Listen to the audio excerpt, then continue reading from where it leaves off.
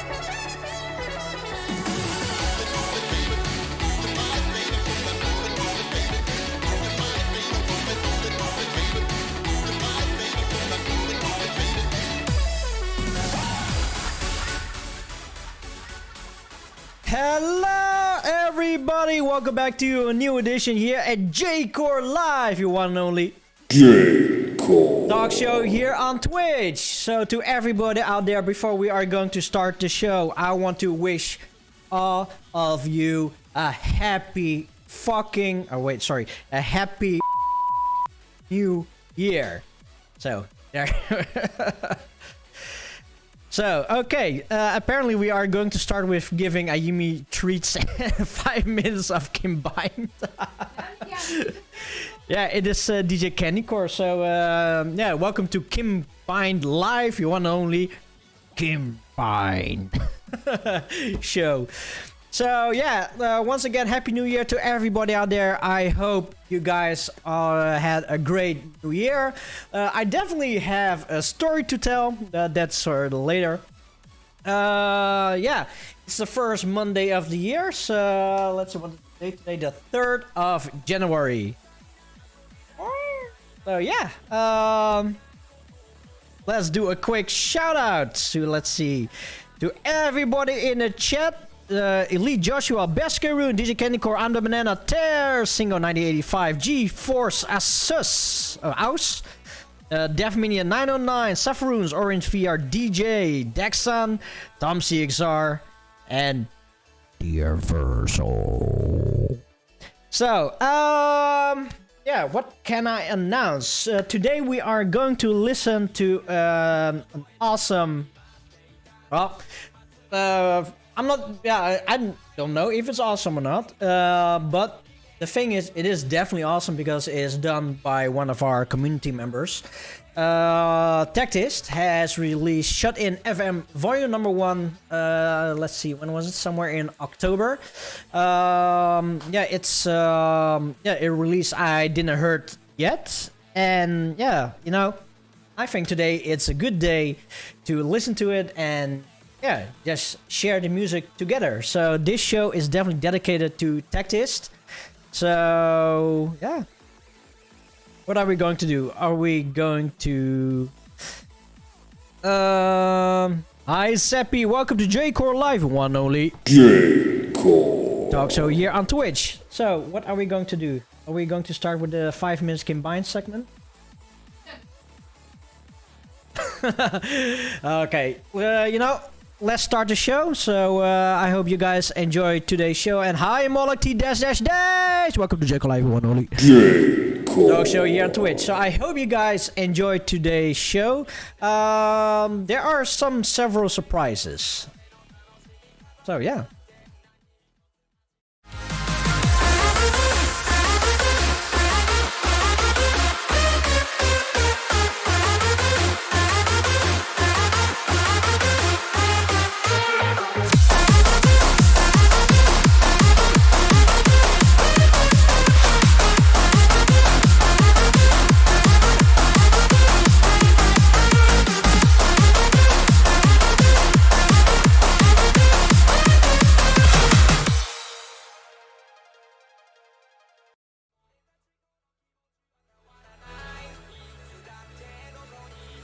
So, yeah, Kim? Please.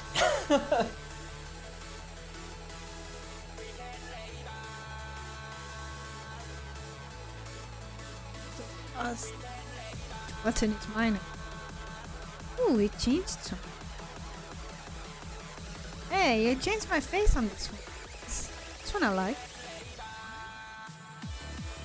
Hi, DJ Candycore. Hi, everybody. Oh, I like it. I like the change. Ooh. Hey. So, yeah, Happy New Year, everybody. How was my New Year? I celebrated good. I celebrated at home and with friends and a lot of music and jumping around and all that kind of stuff. So yeah, I guess it was good.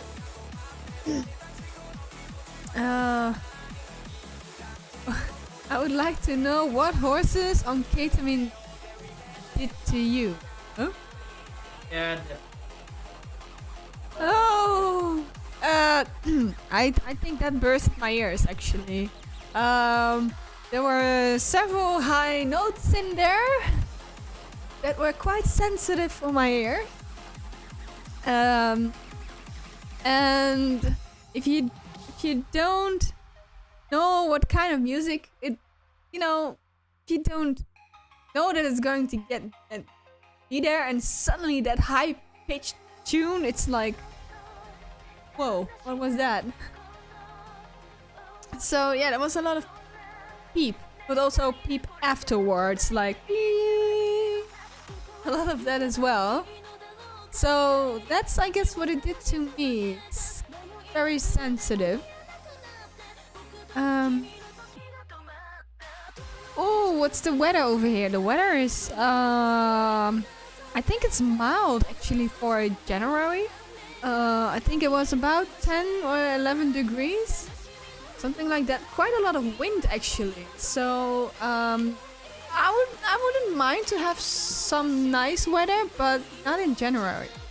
Like January should be still cold and no snow for me, please. But it should be cold, and it's relatively mild actually. I can walk around with a simple jacket instead of a winter coat, and that's not okay, I guess. But I'm skeptical about the weather.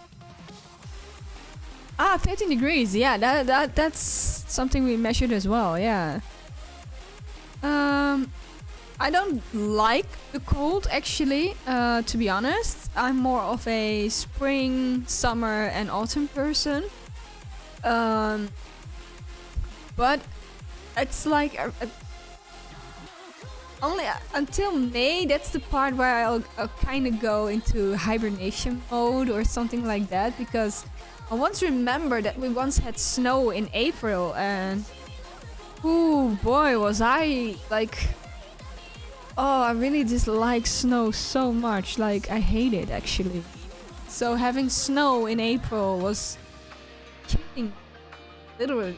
I just wanted to stay at home, just do nothing, just get under a blanket and just do nothing. It's snow. No, I really don't like snow, and that's basically because every time when there's snow, I cannot go to my work. They always ask me to come to my work. Well, this is basically my old work. I remember that the rails of the tram were actually like completely covered by snow, and they said, yeah, you have to come to the shop and work. I was like, how do you want me to get there? I mean, the tracks are all covered with snow, and no, you should come. I was like, I didn't came. I was like, nope, not today. 44 like Celsius? Like Celsius? Or Fahrenheit? Whoa, that's hot. Whoa, that's hot. That Celsius. Holy damn. No, thank you. I'm good with a good 25. That's like, you know, good enough. So oh damn. No, that's yeah, burnt on seatbelts. I can imagine. Yeah, that's hard. No, for me 25 is fine, and if it's going, you know, 30 or 33, then basically I'll just do cat naps. That's basically what I do when it's too hot. Cat naps. Over. I go back to my Sims because I installed a lot of things. And I have to clean up a lot of things to make my Sims a little bit more smoother again. So, nice evening. Bye-bye. So that was 5 minutes of... Oh? What was that? What was that? Oh. So Ter, she tried to send a blessing, but the blessing has not been received. What could that be? Yeah. What could that be?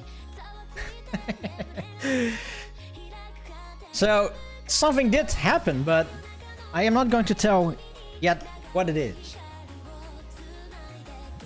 But as Ter was the first one to initiate, we have some new, we have some new channel points, emotes. Yeah, new channel points, new emotes. I would say try them out.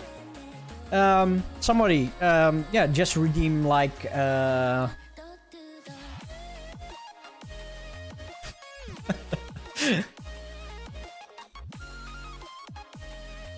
So we have been praised by the sun.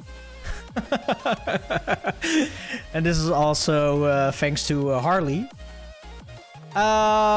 Somebody press like air horn.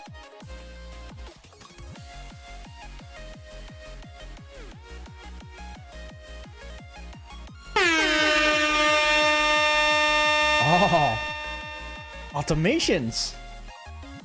So yeah, we are definitely going to have fun with this. So I am not doing anything. There's also one with the J-Core.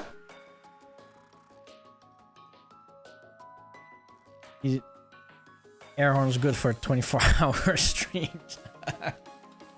Stream smarter, not harder. That is definitely it. If you redeem the J-Core thingy.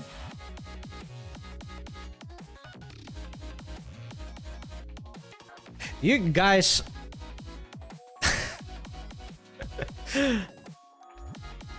So yeah, you guys are already testing stuff out.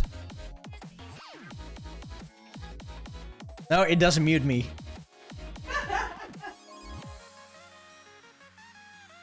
You guys hear sound? Because I don't hear jack shit.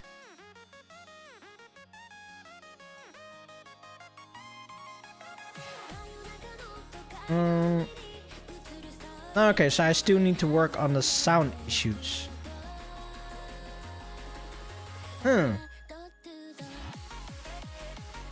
What? The air horn worked.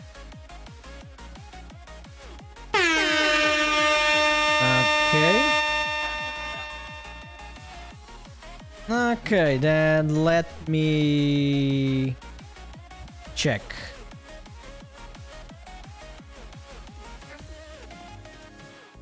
The air horn is delayed.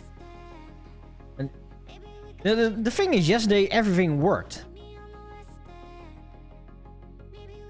Let's see.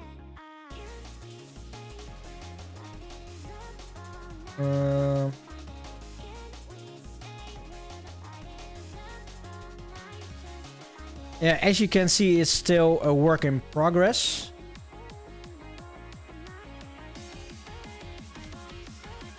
Why doesn't this shit work?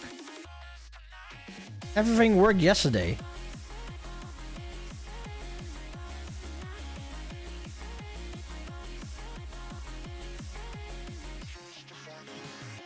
And this also doesn't work?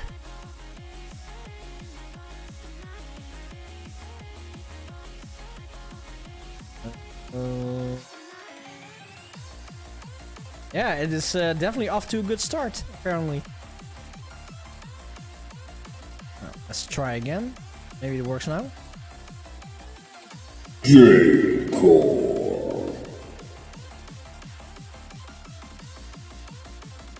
Ah, what the hell is this?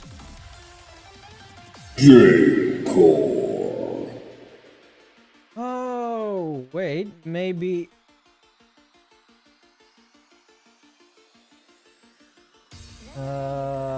Maybe it's in my sound setting. Yeah, computer shit. Oh, everything is on. No, sorry, then I really don't know. I really don't know what the issue is.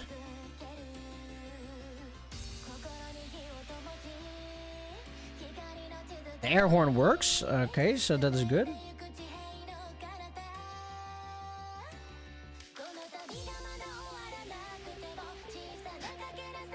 Seriously, what is this?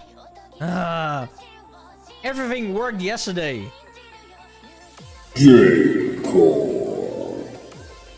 And I really don't know why this is happening. So, you hear J-Core.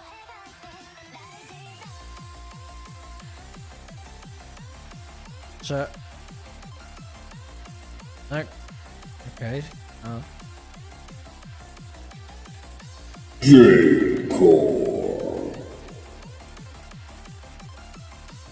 Why do I am really the only one that doesn't hear it? What is this for bullshit? Okay, let's go over to the first track, and the first track is going to be Lazy Imoto with Ijuri Love.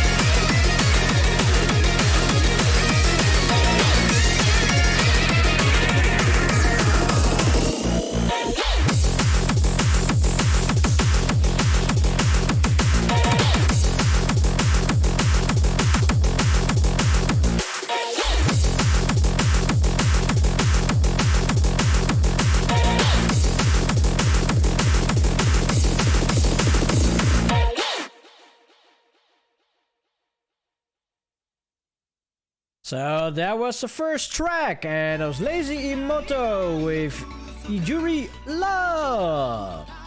So today we are listening to SHUT-IN FM Vol.1. Oh, Superior Jimmy! 40-month subscription. Woo!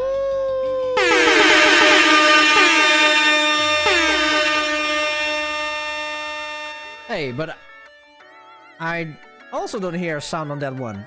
Huh. Okay, so apparently there's something else more wrong with this stream. Yeah, what? You guys did hear it? Seriously? And Gabbercat Aus, he just came into the show. You hear something?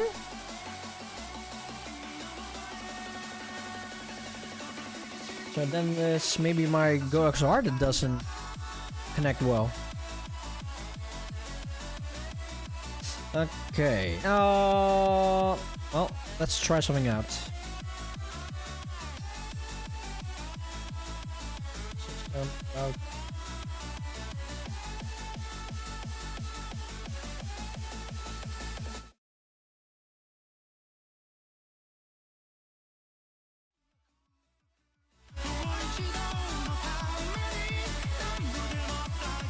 So let me try one more time, and if this doesn't work, then I'll leave it for today as it is. No, I don't hear Jack.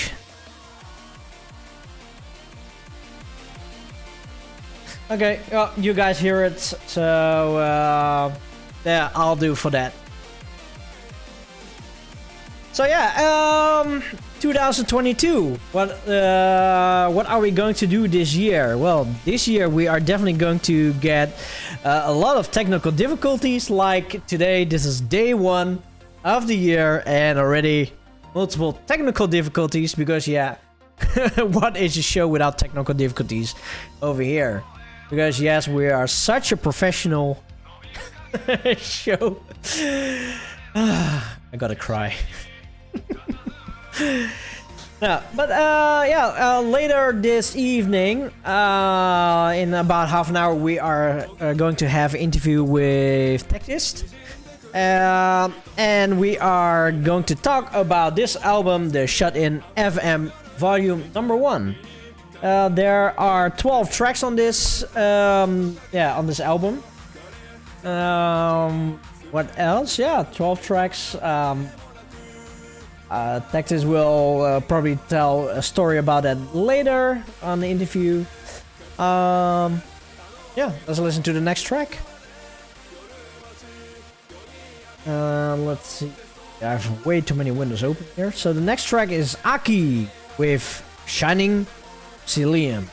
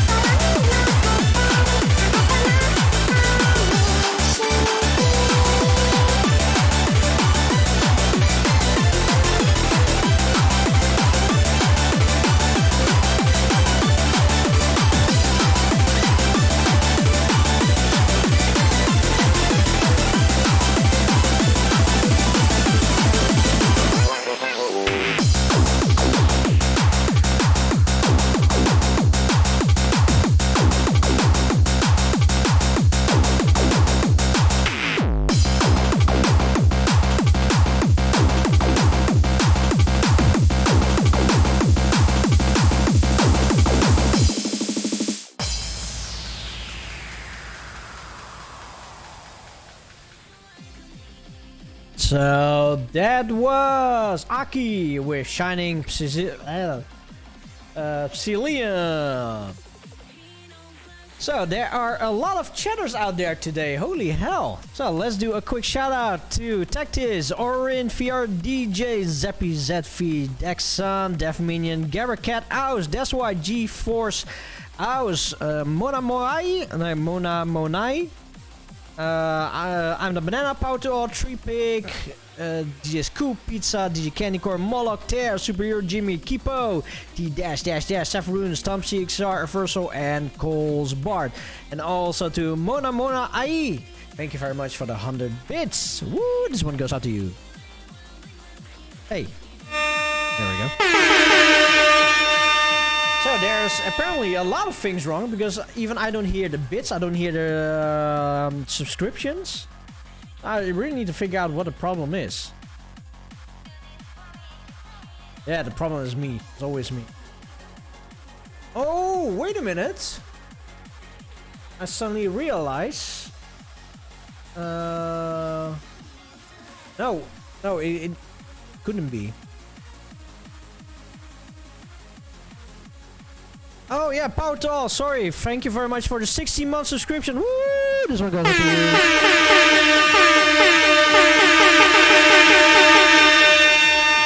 Yeah, 16 months.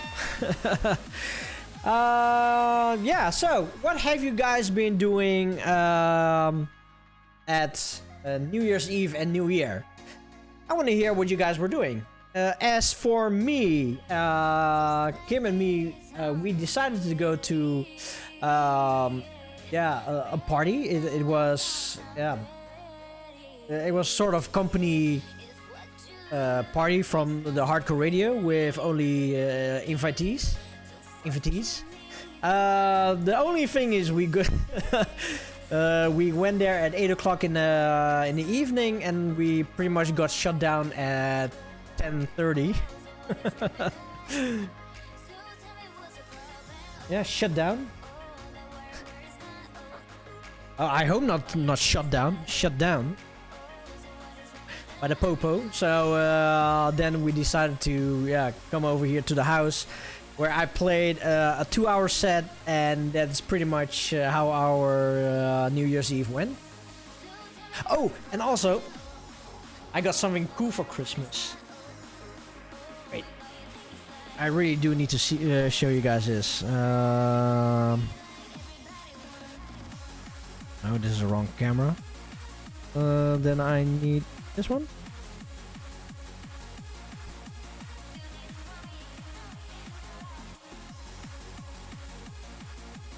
I got a pair of Ayimi socks. Isn't that cute? So I received these socks from my mother-in-law, and a few weeks prior, Kim, she was asking me if I can send some nice pictures of Ayimi to her, and yeah, I just sent those pictures to Kim, and I didn't even realize what it's for, because maybe she just wanted to have some cute pictures on the telephone. But then I got these socks, and yeah, the link was there suddenly. Let's see, what else? Oh yeah, I also had an awesome set by Anikura Unison, together with Superior Jimmy, I'm the Banana, Kuro, and Uno. So that was a pretty fun thing to do.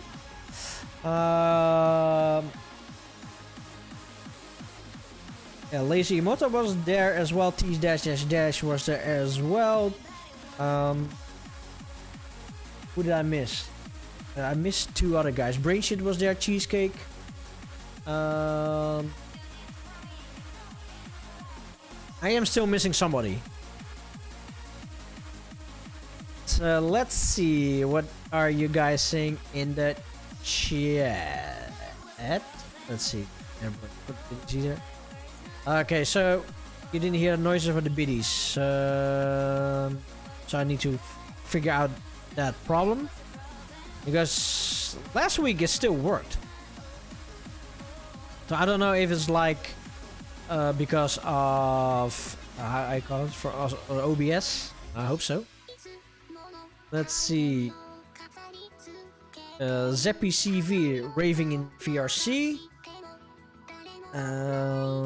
Scoop Pizza playing all of Text tracks. Daphne sat on the couch comforting his dog who was scared of the fireworks. Well, I'm actually happy that Ayimi isn't scared of fire. Only maybe those really hard bombs, but... Oh, ook niet, hè? Yeah. No, even for those bombs, Ayimi wasn't scared.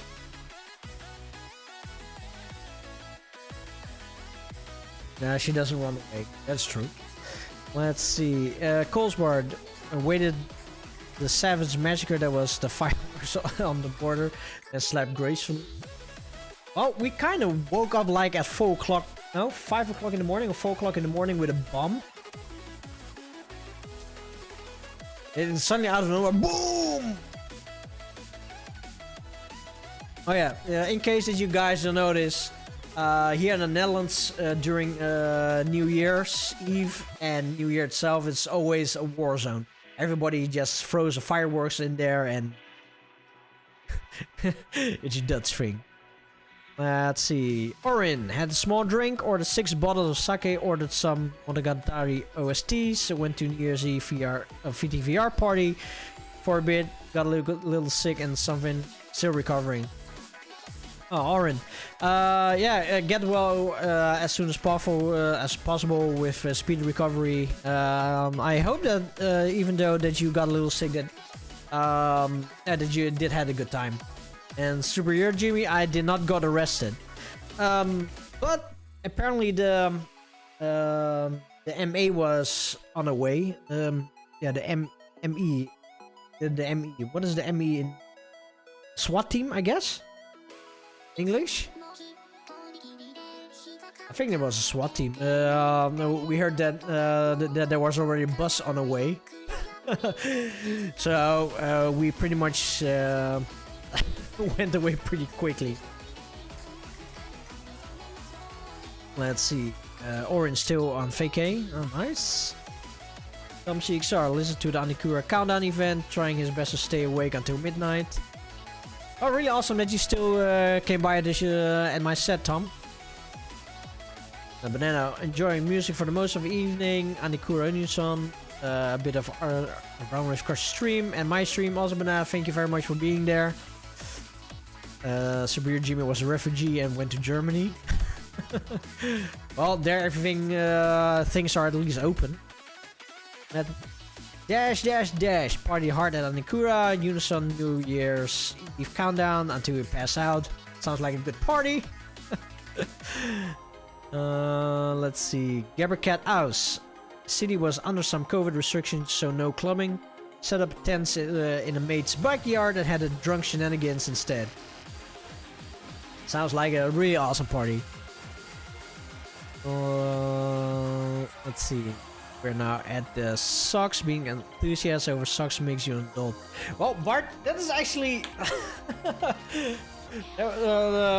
this is actually kind of true. Because up until last year, I think, I really don't care about socks. I just wear the same black plain socks. Okay, sometimes... sometimes a brown sock. But I think in the last 3 months, I suddenly thought to myself, I just want colored socks. So my mother-in-law asked me, what do I want for Christmas? And I sent her my whole Amazon wish list. It's because I know that that is something that is pretty impossible to pay, because I don't want to have and receive gifts anyway. So then I told her, just give me some colorful socks and wear, and that's fine. Yeah, and she said, give me a wish list anyway. So I said, I sent her a wish list and said, sorry, expensive taste. So I'm happy enough with some pair of socks and underwear. And yeah, eventually I got 5 colorful socks, so I'm happy. And so yeah, I was being a bit enthusiastic about a pair of colorful socks. Let's see, Banana loving colorful and fun socks for a long time. Tektheist JCO killed it at the event. We did good. We definitely good. Yeah, Superior Jimmy and me, we did our Decimal Sounds thingy. I just went into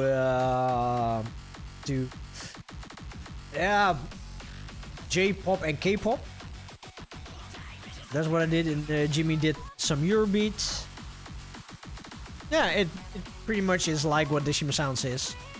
And then we had Uno playing his how can you call it, anisons, I think.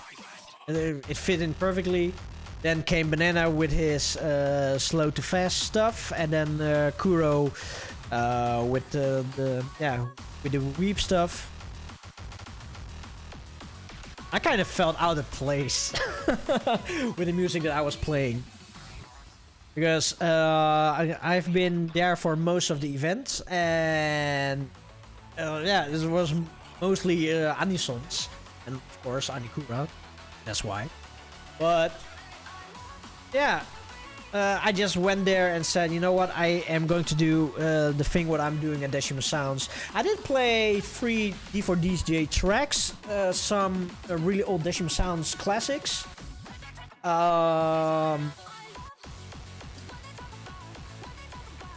One Western game of one Western track, but it was actually a video game track, and that was one Nausea's Lilith Club. Oh, really, that track is such a banger. And I think that is pretty much the only Western track that I played.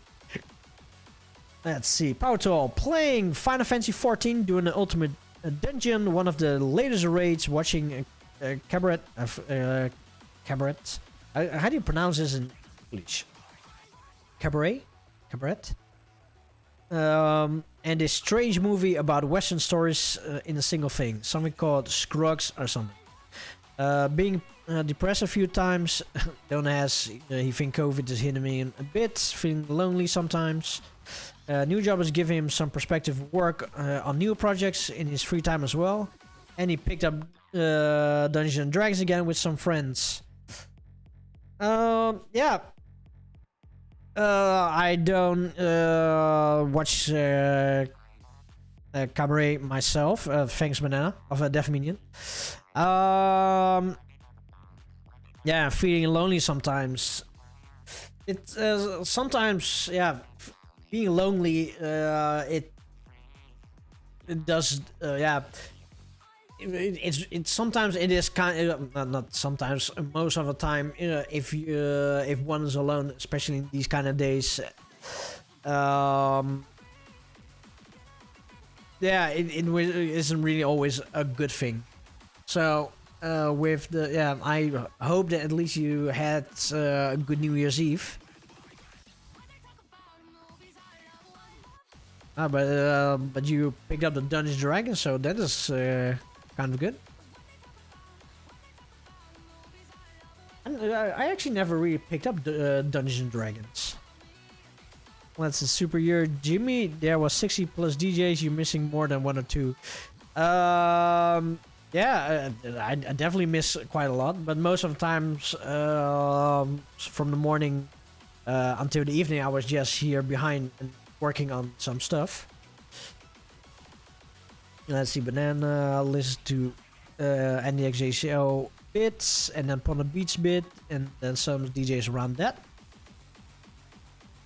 Banana didn't even tune in Jimmy's Decimal Sound set. Shame on you, Banana. Let's see. Candy Cord played the set, party till 5 a.m. New Year's Day, and spend the next week recovering with his new Xbox S series. Nice. I think I've seen a picture on Facebook. let's see. First of all, the New Year's live rave has to be turned into a stream. So you got to New Year's New Year's Eve around virtually on New Year's Eve of New Year's. You also had to drive 2 hours after the show to meet up with friends, and then had a chill early 2022. First of all, yeah, sadly I couldn't catch your stream. I think I catch your stream like for 10 minutes before I had to leave. So I hope you had a good stream. Let's see.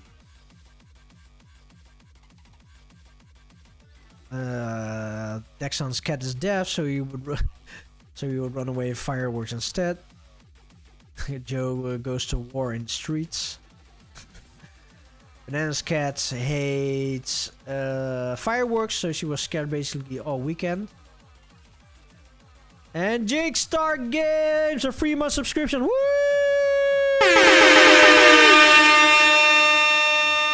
Oh, by the way, I don't know if you guys have noticed, but if there's a new subscription, something happens with that light. Sadly, I cannot do like the whole room yet, and that's because Kim has some sensitive eyes. Sensitive eyes? She gets sensitive by changing of light, so I need to keep it like at the minimum. So it's only this one. Actually, it's these two lamps over here, and my computer changed colors. So if I look at this screen and oh, there we go. Tektheist 6-month subscription. Woo!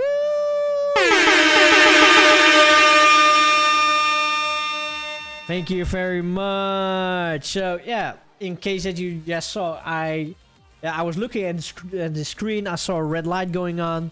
So yeah, something new is happening. And when I'm watching the camera over here, then my computer emits light. Wait. Oh, we have a new one. Poly TV. Woo! Thank you very much for your subscription. Woo!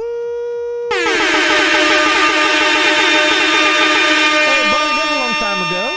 Welcome to J-Core Live, one and only J-Core talk show here on Twitch. So, what I try to show you guys is, then I need this one. Yeah. So every time if somebody subscribes, this will change into red as well. So yeah, so every time if I'm watching the camera, okay, from my point of view, I am looking like this. And then I see a red light happening over here, and then makes it for me easier to see that somebody subscribed.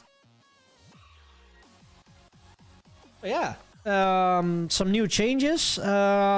Everything is still a work in progress, but we are definitely getting there.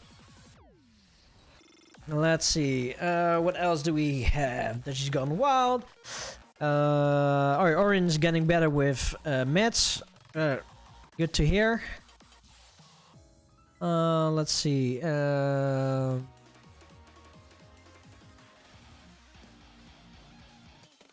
More. Aye, thank you very much for the 100 bits. Woo! And why doesn't my sound work? Because this is so frustrating. Let's see. Mona. I was stuck in a Welsh hotel, so VTVR New Year's party made his day a new year. Awesome. Nice to hear that. Awesome. Let's see. What else do we have? Banana. Like my set, Neo, even though it wasn't the type of music he played for himself. Yeah, you know,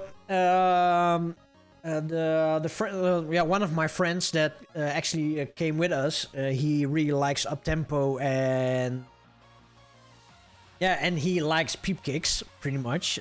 So yeah, you know, for New Year's Eve, I told to myself, you know what, I'm gonna play for the dude because yeah.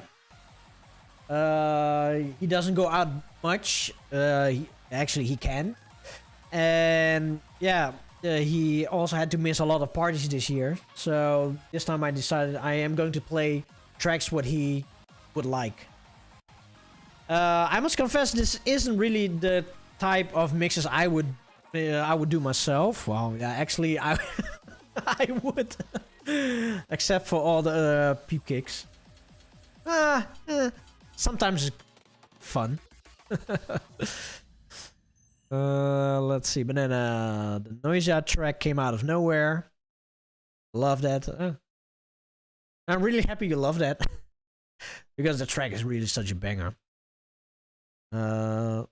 Holy shit, you guys are talking really quite a lot.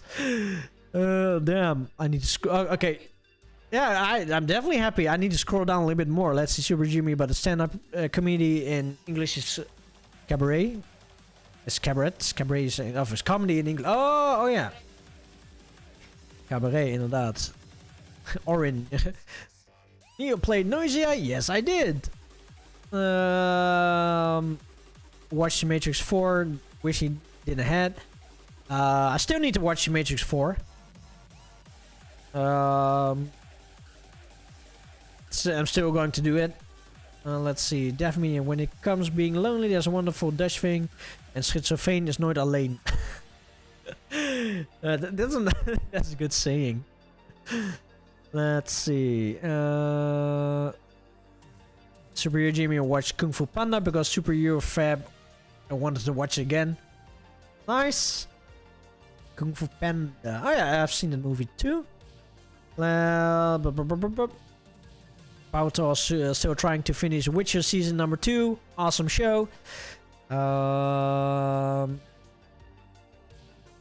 Definitely love that guy. Oh, that is about a stand-up comedian. Jake Star Games subscribed. Good.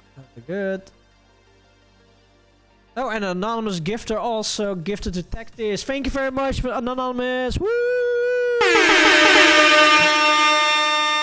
And also, Power to All gave out 5 subs. Thank you very much. Woo!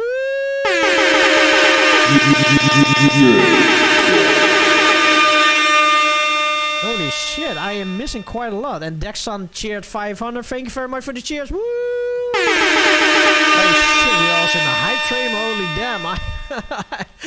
I am way behind. Kim has photosensitive epilepsy, or not quite that. Epilepsy. No epilepsy. But,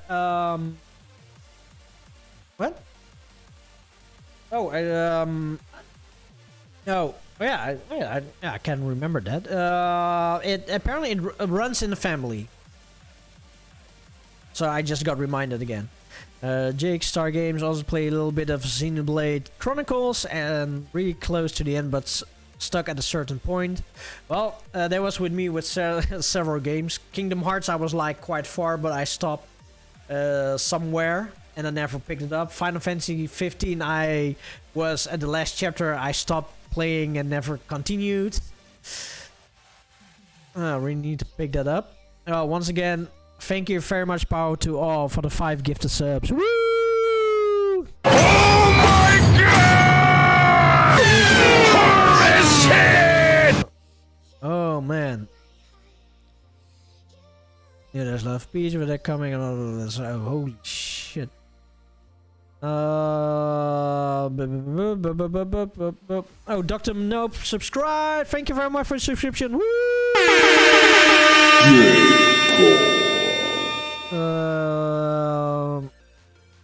Let's see.